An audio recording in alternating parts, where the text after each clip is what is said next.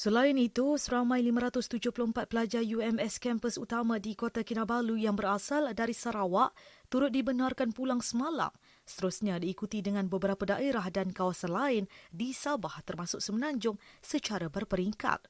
Beberapa pelajar yang ditemui gembira apabila kerajaan membenarkan pelajar yang terkandas khususnya di UMS untuk pulang ke kampung halaman seterusnya dapat menyambut Aidilfitri bersama keluarga. Bagi pelajar jurusan Kerja Sosial Fakulti Psikologi dan Pendidikan UMS, Hamizul Hashim mengakui terkurung hampir lebih 40 hari di kampus adalah satu pengalaman baru selain risau terpaksa menyambut Aidilfitri tanpa keluarga. Perasaan tu gembiralah sebab sebelum ni kan saya dapat kabar yang student tak boleh balik tu. So saya rasa sedih lah sebab biasanya sambut dengan orang tua kan. So mungkin ni salah satu pengalaman yang baru lah masa saya dapat tahu yang tak boleh balik tu. Mungkin rasa sedih tu ada, tapi mungkin kalau dipikirkan balik, benda tu adalah yang terbaik lah untuk saya dengan keluarga saya. Hamizul yang berasal daripada Tawau Sabah turut memaklumkan dia bersama rakan yang lain turut menjalani pemeriksaan kesihatan yang dijalankan oleh pihak UMS sebelum dibenarkan balik seterusnya akan dikuarantinkan selama 14 hari sebaik tiba di rumahnya. First happy sebab dapat jumpa dengan family lah sebab lama sudah di sini. So satu macam berita yang baik lah untuk saya dan juga untuk kawan-kawan yang lain. Bila sudah dimaklumkan oleh kerajaan untuk yang dapat balik semula, saya rasa gembira, sangat teruja mau balik sebab saya pun sudah lama di sini dan saya pun baliklah jumpa dengan keluarga saya, semua sudah berkumpul dan keluarga saya pun menanti kepulangan saya lah di kampung. Sebelum balik pun di sini ada saringan untuk kesehatan. Jadi sebelum balik pun, bila sudah sampai di rumah saya pun akan ikut prosedurnya lah, asingkan diri saya selama 14 hari 2 minggu tu.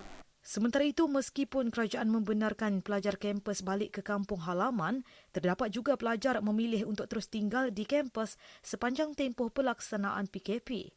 Pelajar program pendidikan awal kanak-kanak Fakulti Psikologi dan Pendidikan UMS, Ku Siti Nasuha Ku Ismail berkata, kemudahan yang diberikan selain kebajikan pelajar yang sentiasa dijaga membuatkan dirinya lebih selamat untuk tinggal di kampus sepanjang PKP. Sebab saya rasa banyak kemudahan disediakan, lagipun kalau pulang ada student yang tiada line, susah untuk buat assignment. Apatah lagi kalau yang lecturer ada buat kelas online, susahlah kalau siapa yang balik kampung tu. Jadi memudahkan pelajar lah kalau stay dekat sini. Dan lagipun macam tidak memberi risiko lah kepada family terutamanya kalau pulang. Manakala rakannya Siti Kalsom Abdul Sali yang berasal dari Kunak Sabah turut memilih untuk terus tinggal di dalam kampus sepanjang PKP. Sedih jugalah, tapi rasanya saya ada pengalaman juga sebab nak beraya dengan keluarga sebab saya kerja. Jadi mungkin kena biasakan diri untuk hidup berdikari, bukan selalu kita kena ada dengan keluarga kan. Tapi kita ada teknologi yang kita boleh hubungi keluarga. Mungkin sangat sedih lah juga, tapi apa boleh buat, saya pun kena buatkan tesis saya, ada kerja, tertanggungjawab di sini lagi. Siti Kalsom yang juga pelajar tahun akhir program hubungan antarabangsa Fakulti Sains Kemanusiaan mengakui tugasan menyiapkan tesis selain kelas secara atas talian membuatkan dia memilih untuk tidak balik ke kampung halaman. UMS turut dilantik sebagai penyelaras dan menguruskan penghantaran pulang pelajar institusi pendidikan tinggi Zon Sabah yang terkandas semasa PKP.